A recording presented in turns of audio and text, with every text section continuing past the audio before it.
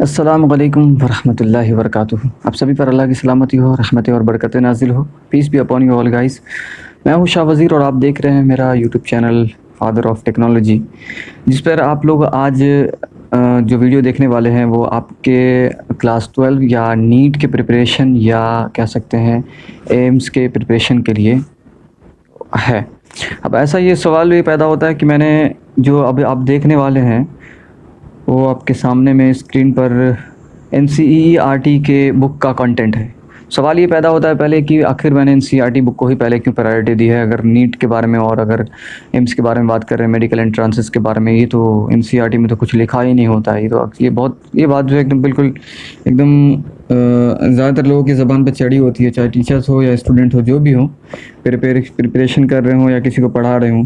तो लेकिन एक बात नहीं भूलनी चाहिए कि सीबीएसई जो कंटेंट डालता है, जो क्वेश्चन पूछता है सीबीएसई के अकॉर्डिंगली कुछ नीट में पूछे जाते हैं क्वेश्चन, वो एनसीईआरटी में कहीं ना कहीं वो चीज़ वो उस टॉपिक के बारे में बात की गई होती है। कुछ कुछ ऐसे क्वेश्चन होते हैं जो वो बिल्कुल भी मतलब एनसीईआरटी के बाहर के होते हैं। तो एक दो क्वेश्चन के चक्कर में हम लोग क्या करेंगे कि पूरा की पूरी बुक को छोड़ देते हैं। ये बहुत गलत बात है, ये ख़राब बात है।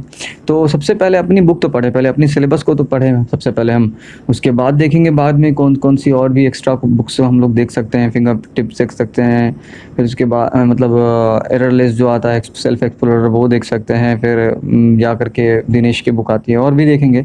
इन सबसे पहले ये देखते हैं, क्योंकि ऐसा हो चुका है पहले भी, मेरे साथ हुआ है, मेरे दोस्तों के साथ हुआ है। मैंने उन लोगों को कहा कि एनसीईआरटी से पढ़ो और उस तैयारी करो। एग्जामिनेशन से एक रोज़ पहले की बात है, नीट के एग्ज़ाम मैंने दिया था जो, तो मैंने उन लोगों को फ़ोन करके कहा कि तुम लोग एनसीईआरटी की बुक पढ़ो, इधर उधर मत देखो। और मैंने कुछ पार्टिकुलर चैप्टर के कुछ टॉपिक्स बताए थे। उन्होंने बात मेरी नहीं मानी, उन लोगों को लगा हल्के में ले लिया उन लोगों ने। और अजीब इत्तेफाक की बात थी, किस्मत थी मेरी या उनका बैड लक था कि जो है 10 से 12 क्वेश्चन जो है उसी टॉपिक से टकरा गए और बिल्कुल एकदम हूबहू एकदम एनसीईआरटी से उठा करके क्वेश्चन डाल दिए गए। तो ज़्यादातर क्वेश्चन जो है आपके एनसीईआरटी या जो सीबीएसई ने जो पैटर्न दिया है उसके बेस पे ही रहते हैं। बाकी एक दो क्वेश्चन के चक्कर को बनाने के चक्कर में बाकी बच्चे क्या करते हैं ना, वो ज़्यादातर को जो है भूल जाते हैं। तो इसीलिए अक्सर सुना होगा आपने कि जो टॉपर्स होते हैं या जो अच्छे ये टीचर्स हैं या जो अच्छे नंबर लाते हैं नीट वगैरह में, उन लोगों की ज़बानी एक ही रहती है कि एनसीईआरटी पढ़ो, एनसीईआरटी पहले पढ़ो। पहले तो एनसीईआरटी तो पढ़ लो, फिर तो कुछ पढ़ना। ठीक है, तो यही बात यहाँ पर भी है। तो आप अपने कंटेंट्स में देख सकते हैं क्या है। सबसे पहले तो हम लोग कंटेंट्स देखेंगे कि कंटेंट में है क्या।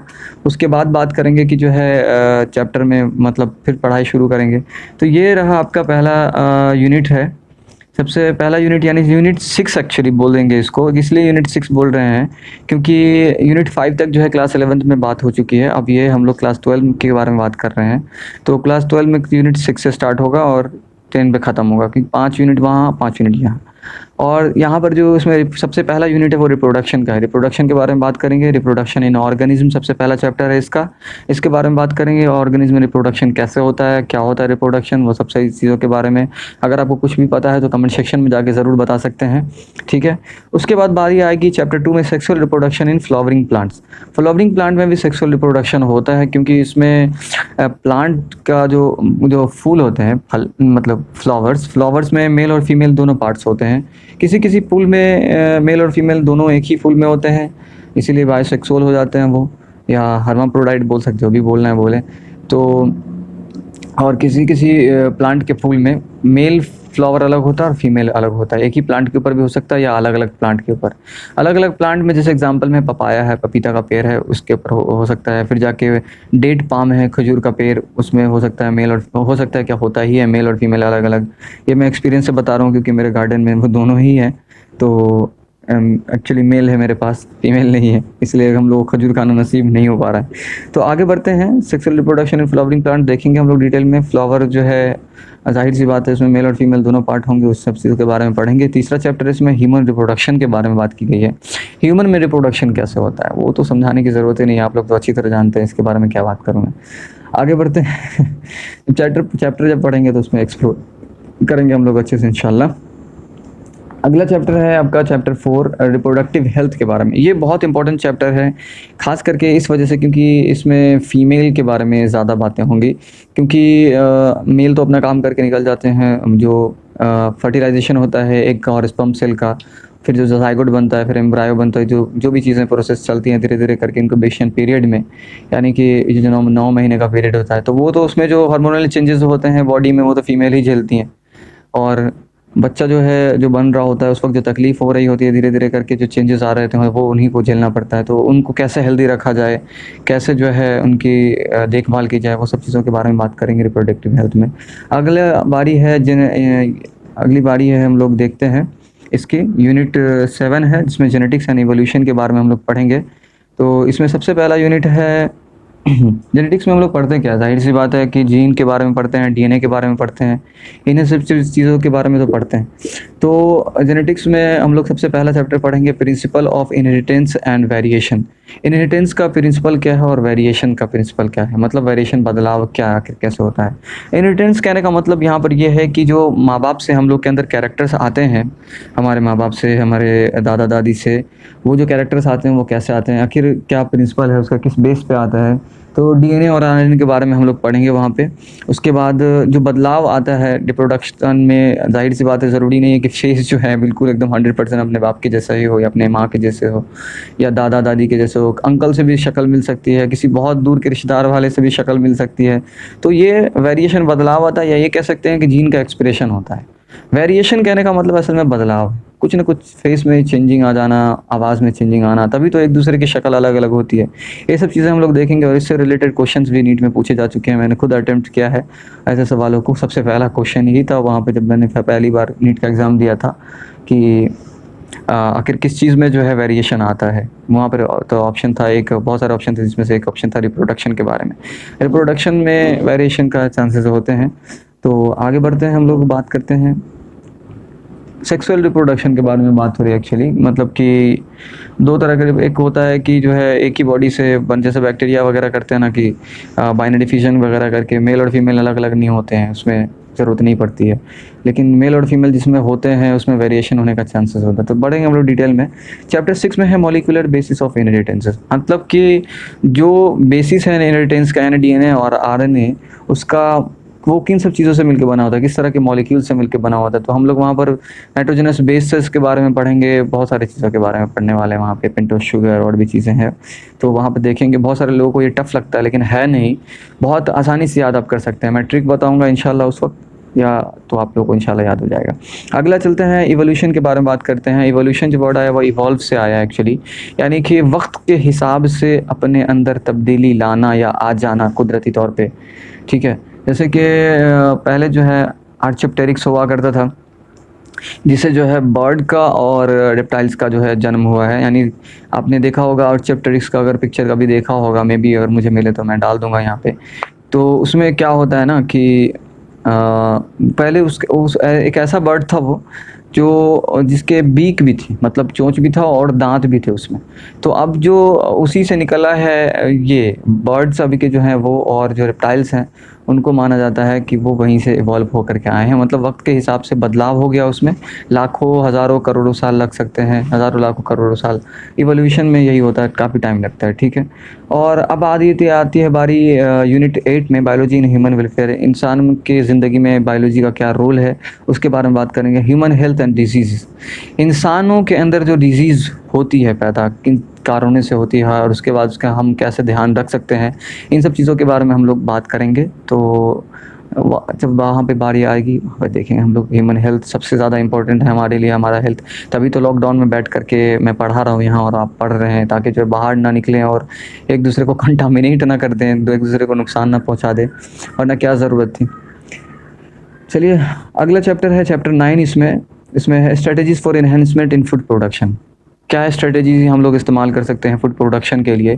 तो जाहिर सी बात है बहुत तरीके हैं, जिसमें से एक तरीका डीएनए मॉडिफिकेशन भी है, यानी जीएमओ भी कह सकते हैं, या तो जेनेटिकली मॉडिफाइड ऑर्गेनिज्म को, जिसमें डीएनए को बदल दिया जाता है किसी ऑर्गेनिज्म के। जिससे होता क्या है कि जो अच्छे जीन होते हैं वो डाल दिए जाते हैं, और जो ख़राब जीन होते हैं वो निकाल दिए जाते हैं। या उल्टा भी कह सकते हैं कि ख़राब जीन जो है, तो मतलब कि ख़राब कहने से मुराद रिलेटिवली कि अगर कोई प्लांट का पेड़ है, प्लांट मतलब कि चावल का पेड़ है, पैडी, तो अगर उसके दाने छोटे-छोटे हैं, ठीक है, लेकिन और खुशबू भी नहीं है उसमें, तो दाने छोटे-छोटे हैं, तो हम क्या करेंगे कि उसमें किसी दूसरे चावल का जो जीन है निकाल करके डाल देंगे जिसमें लंबे-लंबे दाने हो, और खुशबू के लिए दूसरा कोई जो जीन रिस्पॉन्सिबल होगा डीएनए में से निकाल करके हम वो डाल देंगे वहाँ पे। तो यही सब चीज़ कर सकते हैं। माइक्रोब से भी उसके बाद अगला चैप्टर है, बहुत सारी चीज़ें हैं इसमें, अगर इसमें एक यूनिट भी ही बना हुआ है। अगला है इसमें chapter 10 microbes in human welfare. Microbes का क्या काम है, यानी कि बैक्टीरिया वगैरह का क्या काम है हमारी ज़िंदगी में, कैसे हमारी हमारी मदद करेगा। बहुत सारी चीज़ें डिकम्पोज करने में काम करते हैं मेनली ये। जो भी सड़े गले चीज़ें हो, मतलब जो मर जाते हैं जो भी चीज़ें, चाहे प्लांट हो एनिमल हो, उसको डिकम्पोज करके वापस मिट्टी में मिला देते हैं।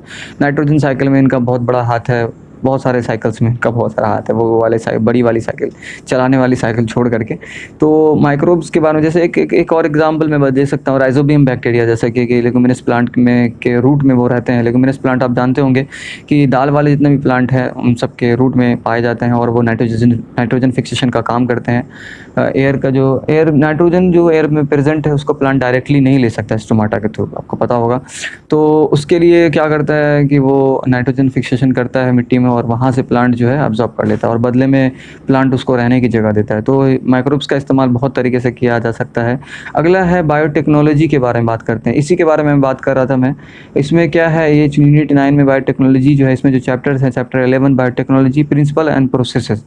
क्या प्रिंसिपल है, bio and technology. Bio means life and technology का मतलब ही है कि जो जानते हैं टेक्नोलॉजी का क्या मतलब है। हम लोग टेक्नोलॉजी का इस्तेमाल करके बायोलॉजिकल लाइफ में जो जिंदा चीज़ें हैं, तो उन सब चीज़ों में हम टेक्नोलॉजी का इस्तेमाल करके उसको मॉडिफाई कर सकते हैं, और भी बहुत कुछ कर सकते हैं। उसका क्या प्रिंसिपल्स हैं और क्या प्रोसेसेस हैं, उन सब चीज़ों को हम लोग देख सकते हैं, देखेंगे हम लोग आगे चल करके, ठीक है। तो कैसे हम लोग जो है इसका इस्तेमाल करके किसी ऑर्गेनिज्म को जेनेटिकली मॉडिफाई कर सकते हैं, वही उन्हीं सब चीज़ों के बारे में बात की गई है। चैप्टर 12 के बारे में अगर हम बात करें तो बायोटेक्नोलॉजी एंड इट्स एप्लीकेशन, वही बात है, इसमें भी सेम चीज़ है। अब देखते हैं हम लोग अपना नेक्स्ट यूनिट, जो कि यूनिट है यूनिट 10।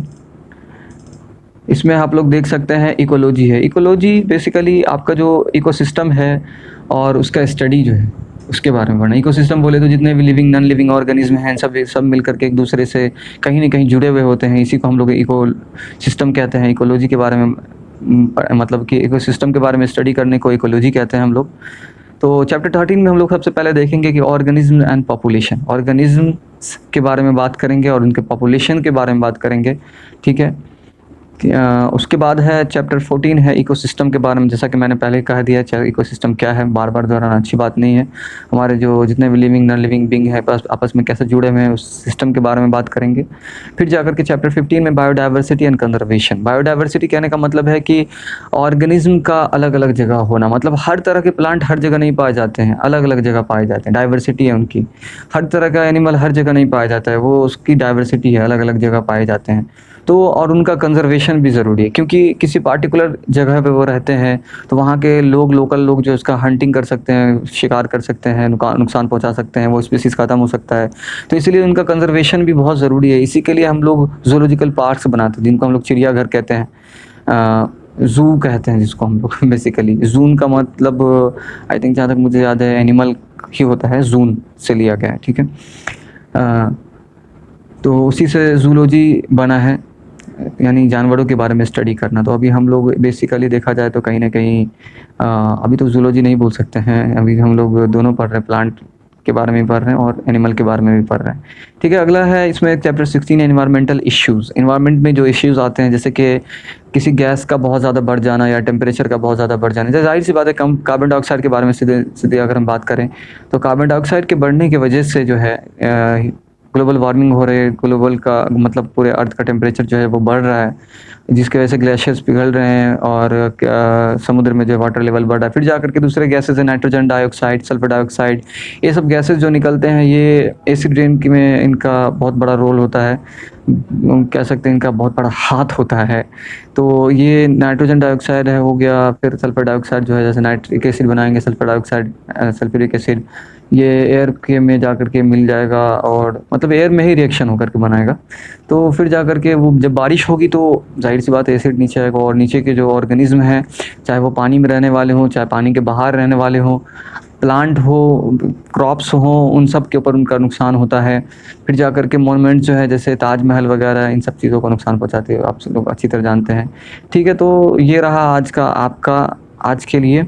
मैं हूँ शाह वज़ीर, आप देख रहे थे फादर ऑफ टेक्नोलॉजी। और आगे के चैप्टर्स के लिए जो सबसे मेन जो सबसे पहला चैप्टर आपका है वो क्या है, I think reproduction in organism है।